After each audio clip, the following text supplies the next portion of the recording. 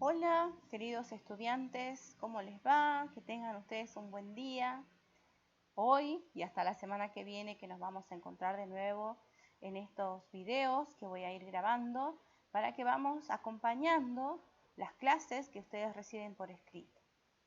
Hoy nos toca comenzar un tema nuevo que es la literatura del descubrimiento de la conquista que se dio en el siglo XV. Para ello es muy importante que veamos el marco histórico de este descubrimiento y la conquista.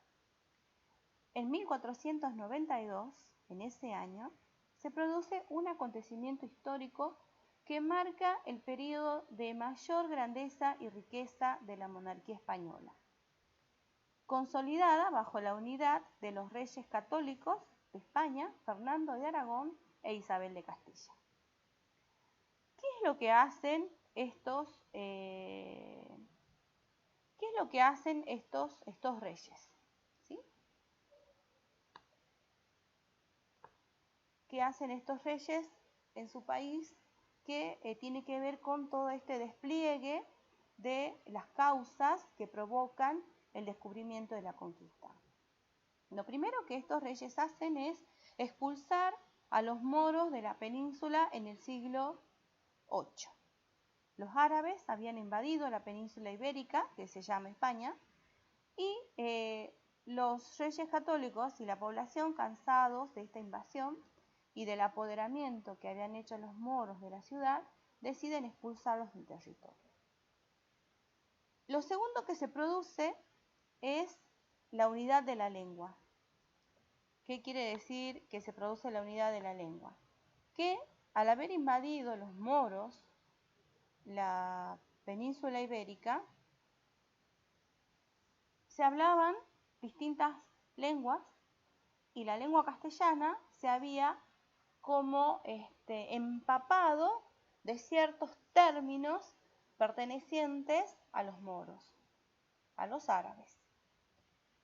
Entonces, la lengua castellana se había contaminado de otros términos pertenecientes a esas otras culturas. Entonces, los reyes de España deciden que se iba a unificar una sola lengua, que es la lengua castellana que hoy nosotros hablamos y que compartimos juntamente con España. Para eso se produce la aparición de la primera gramática impresa, y esta la hizo el humanista Antonio de Nebrija. ¿Sí? Esta primera gramática, en la que englobaban todas las formas de hablar y de escribir que iban a regir para todos los habitantes de la Nueva España, ya liberada de los moros, tenía todas las reglas y las leyes que la gran mayoría rigen hoy para nuestra lengua. Bien, ¿qué otro acontecimiento es de fundamental importancia en esta época de la conquista y la colonización de América? La expedición de Cristóbal Colón. ¿Sí? Con el tema de la invasión de los moros, la ciudad había sufrido un incremento demográfico bastante considerable.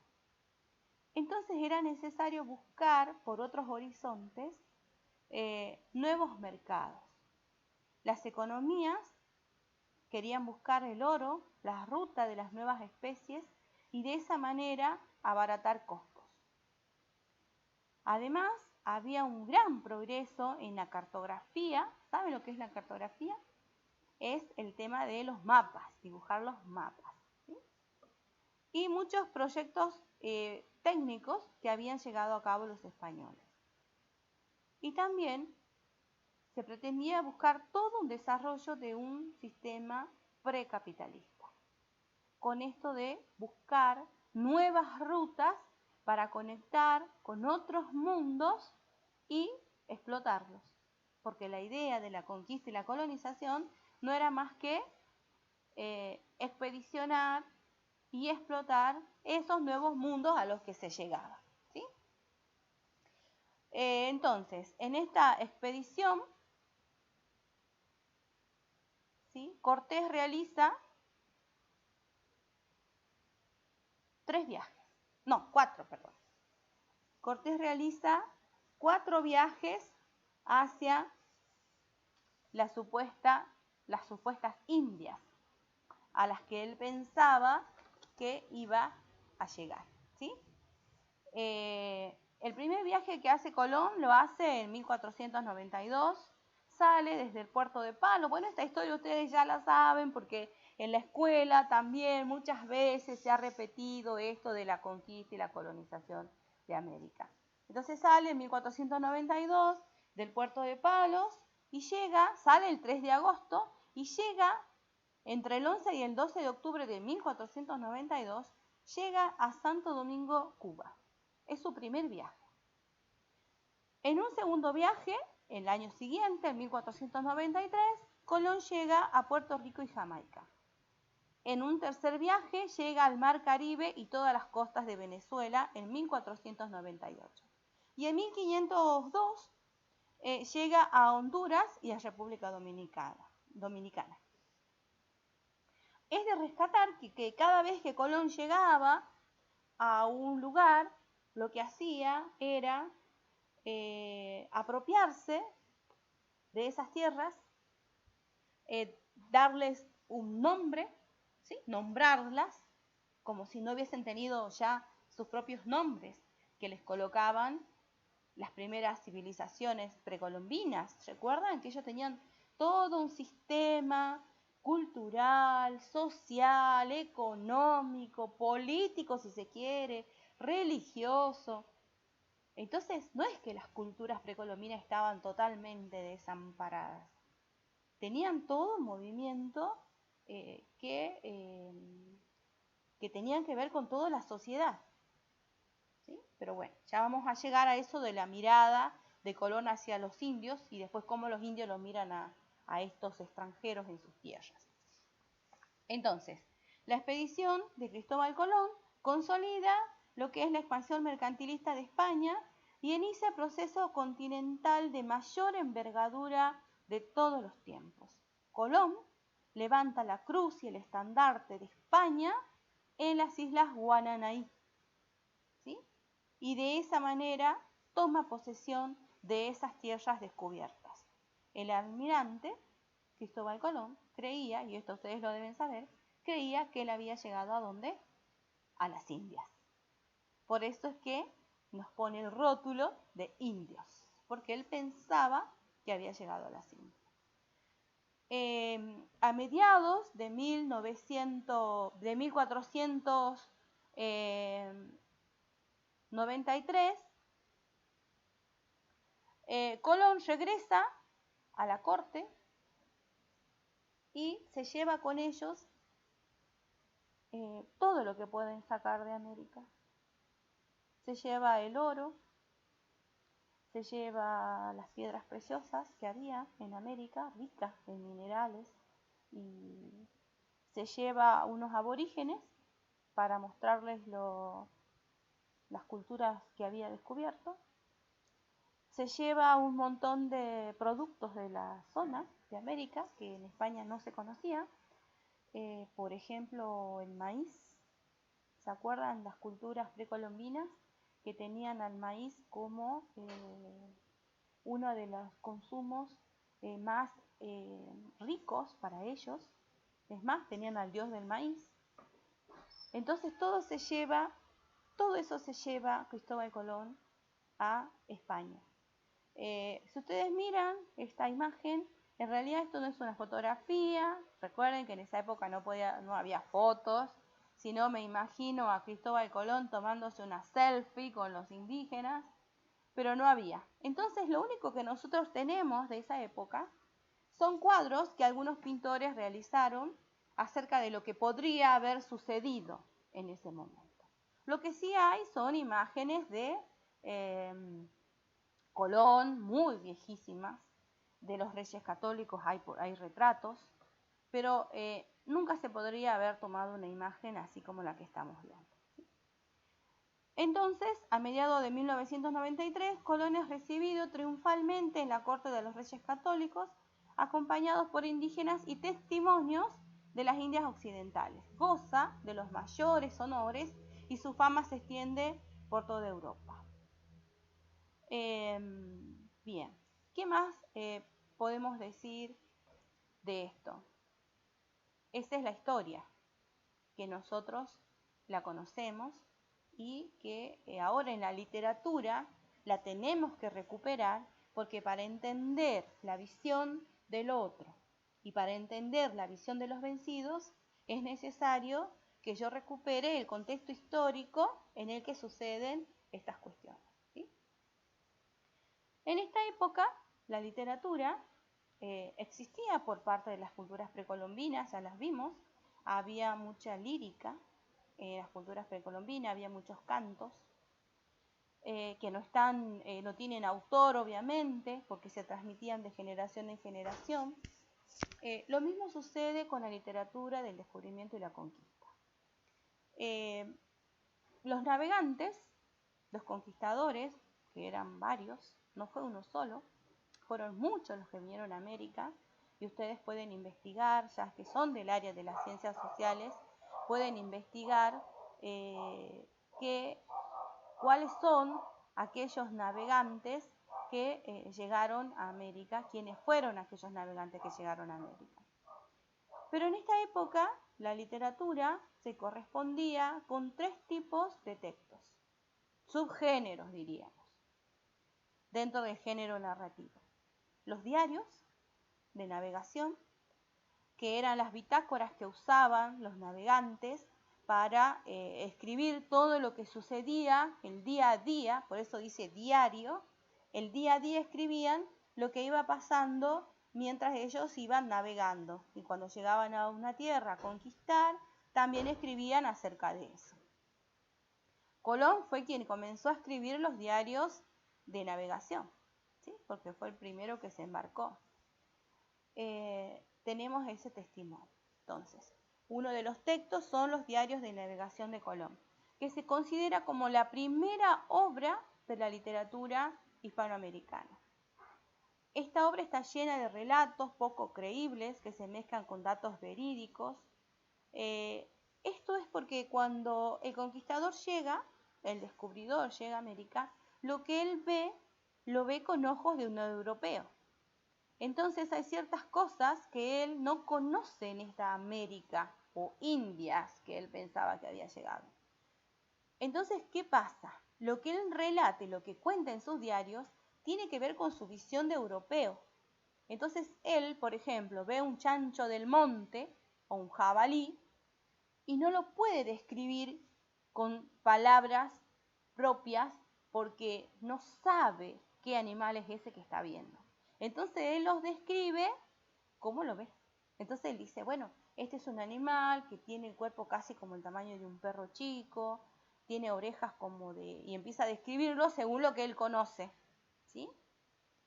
Por eso los relatos de diarios de navegación, las cartas de relación y las crónicas, que no fueron textos literarios, no fueron escritos con la intención de ser literatura, se transformaron en literatura y hoy son leídos como literatura por esa mezcla entre lo imaginario y lo verídico. Por esa mezcla fusión entre lo ficcional y lo verdadero, es que estas obras pertenecientes a esta época son considerados hoy como textos literarios. También tenemos las cartas de relación, que luego otro conquistador, que fue Hernán Cortés, de paso les cuento un poquito, Hernán Cortés llegó a México,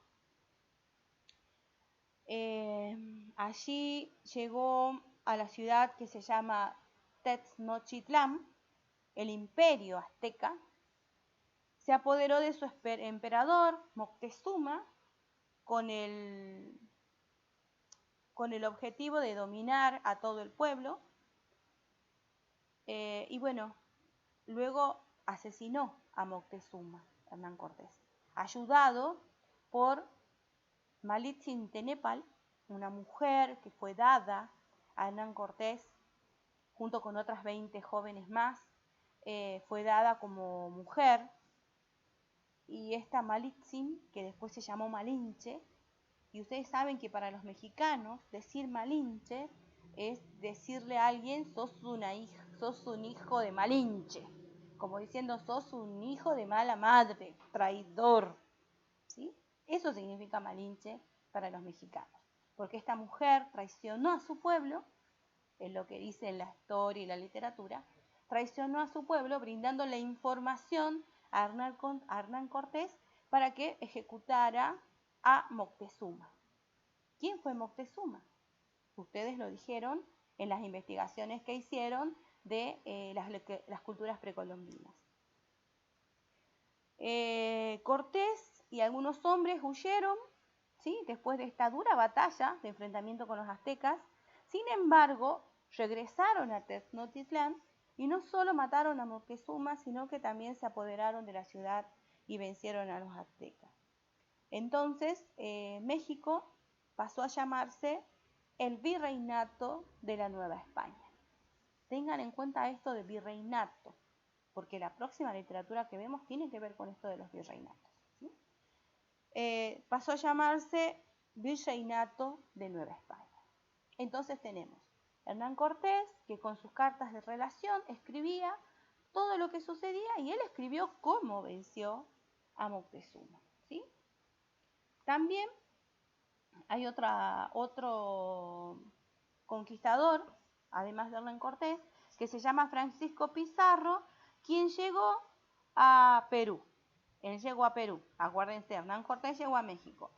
Francisco Pizarro llegó a Perú, allí aprisionó y ejecutó al rey de los incas, Atahualpa, en 1533.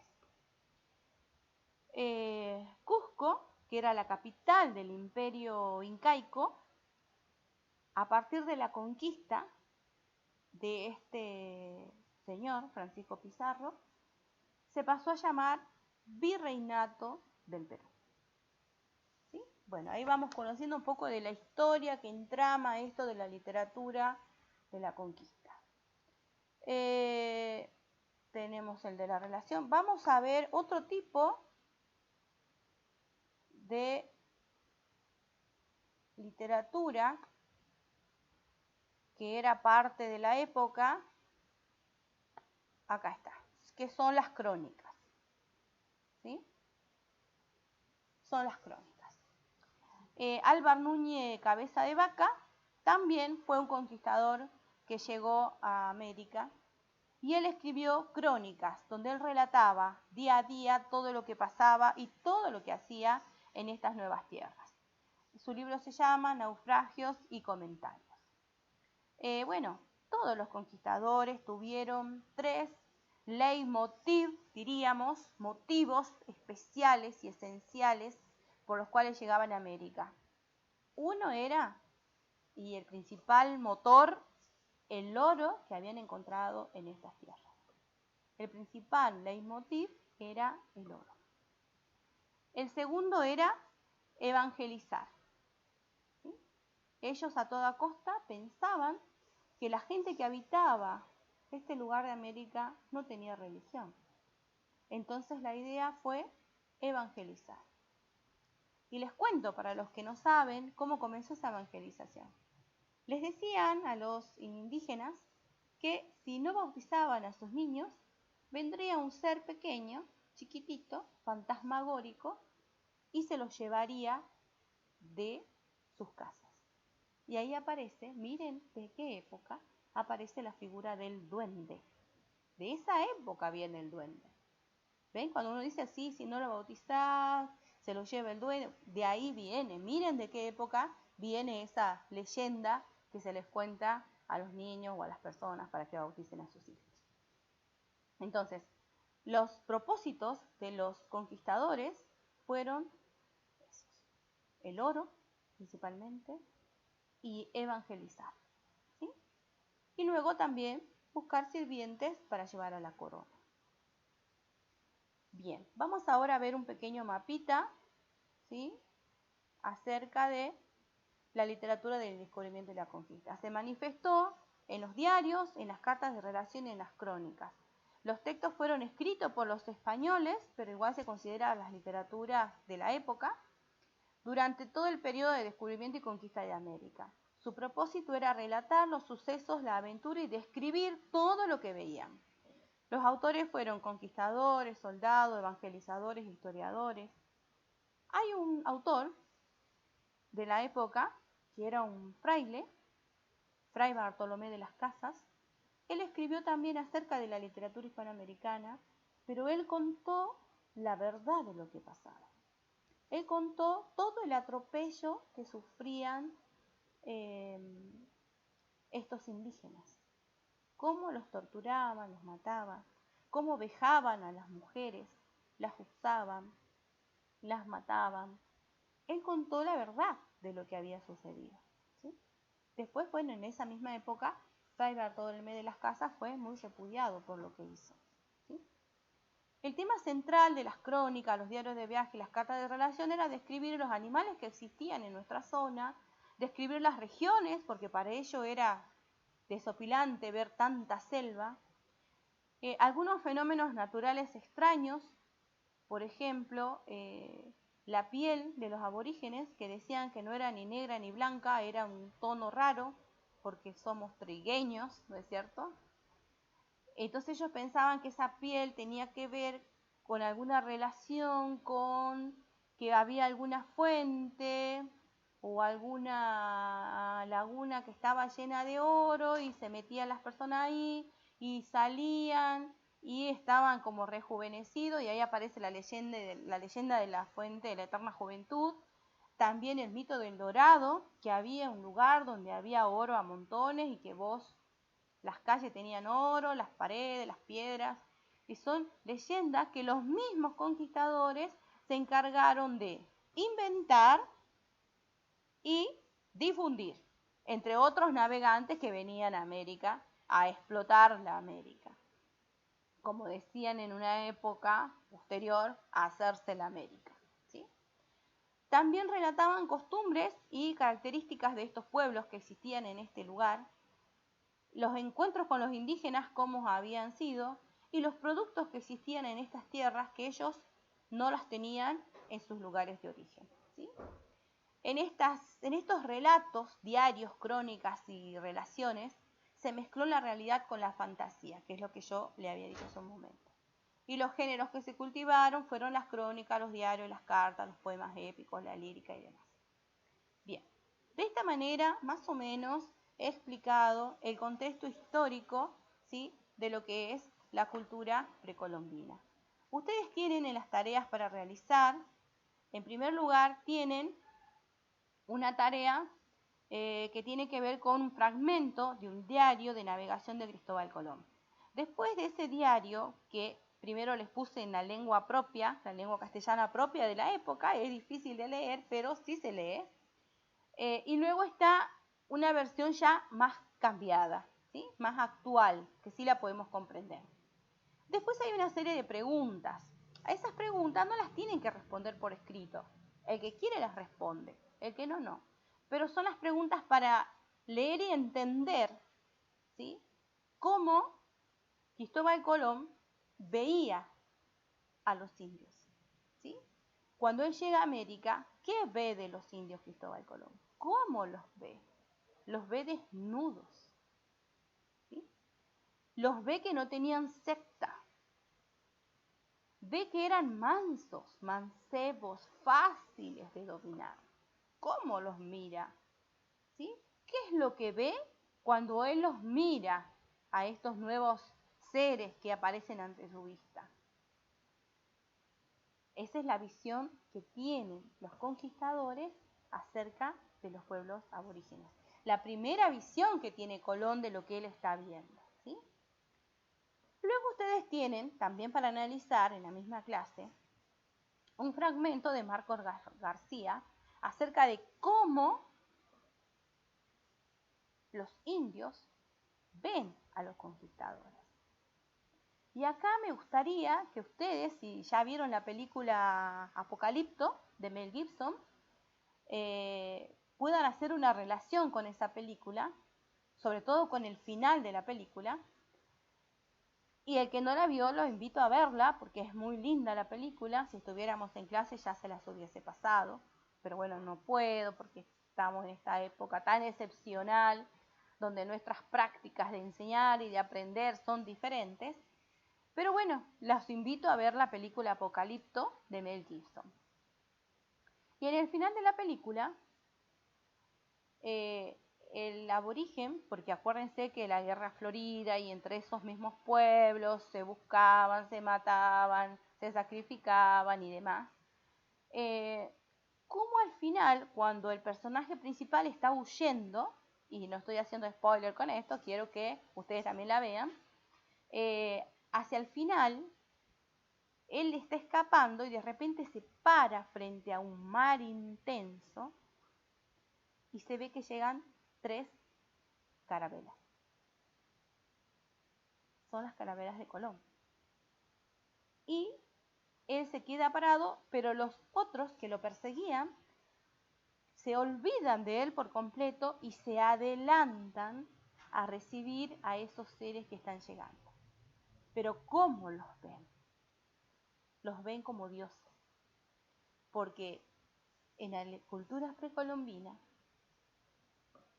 estos indígenas estaban esperando la llegada del dios Viracocha, el regreso de Viracocha a la tierra, porque ellos creían mucho en su religión. Eran politeístas, pero creían en todo lo que ellos pensaban. Entonces ellos estaban esperando el regreso de Viracocha a la tierra. Y cuando ellos ven que llegan estos conquistadores, todos con ropa, como endiosados, con armas, que ellos no conocían las armas, los indígenas, y cuando sonaban las armas, ellos pensaban que eran los truenos de Viracocha. Entonces ellos ven a estos conquistadores como dioses endiosados, y eso hace que estos conquistadores se aprovechen de estas culturas precolombinas. Bien, entonces ustedes ahora tienen que leer y trabajar la clase, ¿sí? Ya les dije, las preguntas que están allí no son para contestarlas, son para pensarlas y reflexionar. Luego en el trabajo práctico, porque no nos vamos a poner a leer el diario de Colón, porque seguramente que no. Las partes que separé sí están buenas, pero lo demás es muy aburrido, además es una lengua que no vamos a comprender. Entonces yo he tomado, ¿se acuerdan que estábamos trabajando con intertextualidades? Bueno, tomé algunas intertextualidades con literatura de la época, ¿sí? Lo primero que tienen ustedes para trabajar es el grumete, que recupera una parte de la historia, y esta autora, María Esther, hace un cuento con una partecita de la historia. Se han olvidado de un español acá en América. ¿Qué hace este español? Se asume como aborigen porque empieza a convivir con esta cultura. Luego tenemos para leer también en el trabajo práctico otro cuento de Augusto Monterroso que se llama El Eclipse. Bastante interesante El Eclipse, porque tiene que ver con lo que los españoles piensan que los indígenas no saben. Pero ustedes vieron en las culturas precolombinas todo el sistema que tenían los indígenas para medir el tiempo, contar, escribir. O sea, no eran ignorantes. A la visión de los españoles no eran ignorantes. Pero bueno, lean El Eclipse y sí, el trabajo práctico tienen que responder. La otra tarea, chicos, es descargarse el libro La Malinche de Laura Esquivel y leerlo para la próxima clase, ¿sí? Lo van a leer y lo vamos a trabajar. Lo vamos a trabajar en WhatsApp, porque por este medio yo les voy a compartir las preguntas que les haga acerca de ese libro, las vamos a compartir por acá. Y también vamos a leer otras literaturas que se relacionan también con ese texto de La Malinche, ¿sí? Bueno, chicos, hasta acá hemos llegado, creo que es bastante extenso. Sí, la verdad que a mí me encanta trabajar la literatura, ya se habrán dado cuenta, vamos a leer muchos textos.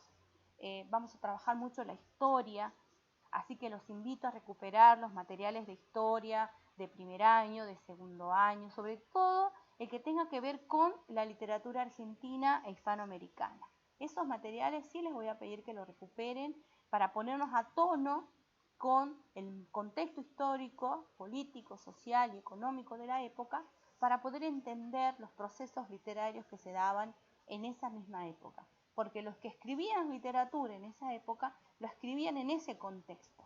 Entonces así podemos entender la literatura encauzada en ese contexto y cómo se dispara hacia nuestra época, tratando de tejer redes intertextuales. Bueno, esto es todo por hoy. Les dejo muchos abrazos para todos.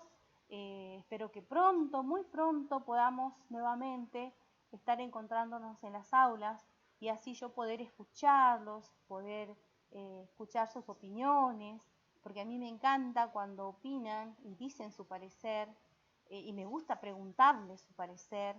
Así que bueno, tenemos que acomodarnos a esta época y estoy intentando varios medios para que podamos encontrarnos o reencontrarnos de alguna manera.